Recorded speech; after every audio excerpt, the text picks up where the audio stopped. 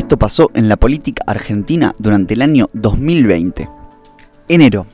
El presidente Fernández encara sus primeras semanas en el gobierno cultivando el dialoguismo y concreta varias reuniones con dirigentes en Casa Rosada.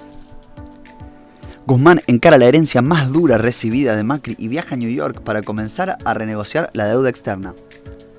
En Santa Fe, Perotti envía leyes de emergencia a la legislatura y acusa un duro déficit financiero recibido del socialismo, a la par del gran tema provincial, la inseguridad. El ministro de esa cartera santafesino, Marcelo Saín, anticipó una nueva ley de policía y criticó la falta de mujeres en la fuerza. Febrero. Con crecimiento de contagios en el mundo, empieza el temor por la posible llegada a Argentina del COVID-19. Cristina Kirchner comienza su cruzada contra el lawfare y acusa que el gobierno macrista utilizó grupos de tareas para perseguirla. El gobierno argentino impulsa la candidatura de Gustavo Vélez para presidir el Banco Interamericano de Desarrollo. Alberto Fernández concreta una gira por Europa, Vaticano incluido, para sumar apoyos en la renegociación de la deuda externa. Perotti empieza a mostrar trazos de su plan comercial para imprimir su sello productivista a la gestión en Santa Fe. Marzo.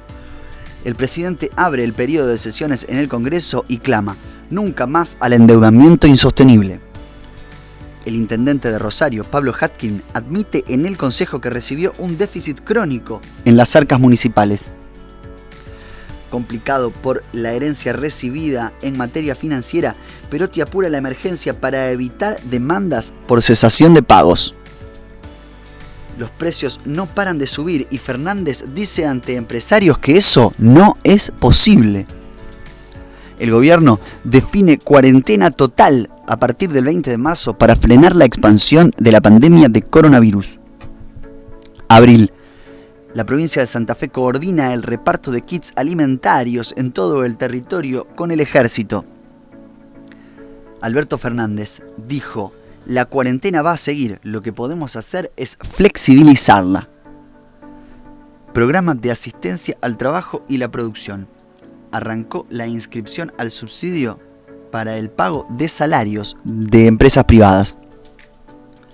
La provincia de Santa Fe declaró oficialmente el estado de necesidad pública tras tironeos con la oposición parlamentaria. Deuda externa. Argentina pide 3 años de gracia y una quita de 41.500 millones de dólares. Mayo. En la apertura de sesiones ordinarias en Santa Fe, el gobernador Perotti bregó por reconstruir lazos sociales y vivir en paz. Como parte de los programas de asistencia por el parate de la pandemia, comienzan a acreditarse el ingreso familiar de emergencia en todo el territorio. Con la concentración de casos de coronavirus en Buenos Aires, en Santa Fe se empieza a flexibilizar la cuarentena e inicia una nueva fase. Cristina Kirchner preside la primera sesión remota de la historia del Congreso. Junio. La recesión, agravada por la cuarentena, empieza a mostrar sus estragos en el comercio. Caída brutal de la recaudación en mayo, quedó 30 puntos abajo de la inflación. Renegociación por la deuda, empantanada, bonistas le tiran la presión a Guzmán, que ahora acepta sugerencias. El gobierno interviene Vicentín para el rescate de la empresa y va por la expropiación, desatando una disputa judicial que durará meses. A los 77 años murió Hermes Wiener. Condolencias del arco político y algo de historia del exgobernador santafesino. Julio. El Consejo de Rosario avaló a la nueva cúpula del Banco Municipal en una negociación cargada de suspicacias. Los estragos económicos por la recesión y la cuarentena se expanden por el país y golpean fuerte a Bariloche. Golpeado por un escándalo de espionaje ilegal, Macri vuelve a la escena pública para una conferencia sobre la situación de Latinoamérica. Fernández admitió haber cometido un error con Vicentín y pide no dejarse llevar por locuras ideológicas. No se aguanta más. Una ciudad invadida por el humo y la necesidad de proteger los humedales tras semanas y semanas de incendios frente a Rosario. Agosto. El gobierno llegó a un acuerdo con los acreedores y aseguró que traerá un alivio significativo. Las quemas escalaron hasta Nación y la ministra de Seguridad señaló que hay 351 focos de incendios en el delta de Paraná. Concejales rosarinos cruzaron a las islas para sesionar y se manifestaron duramente al llegar.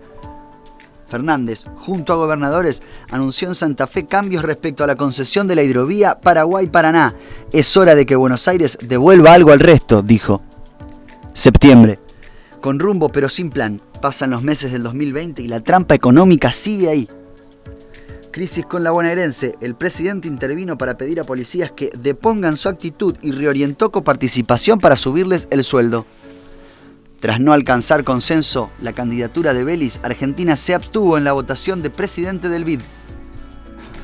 El gobierno de Santa Fe amplió la asistencia para actividades suspendidas luego de endurecer la cuarentena por la suba de contagios de coronavirus. Octubre. Murió Héctor El Tigre Caballero, ex intendente de Rosario. El gobierno definió bajas en las retenciones a la exportación por falta de dólares.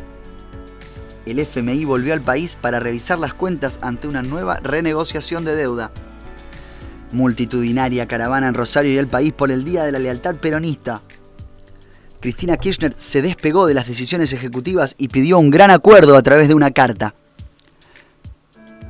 Noviembre. Se reglamentó con cambios la ley de paridad de género sancionada por la legislatura santafesina y también regirá para la fórmula a gobernador. Perotti se sumó al pedido de otros gobernadores para suspender las PASO 2021. Murió Fernando Pino Solanas en París a los 84 años.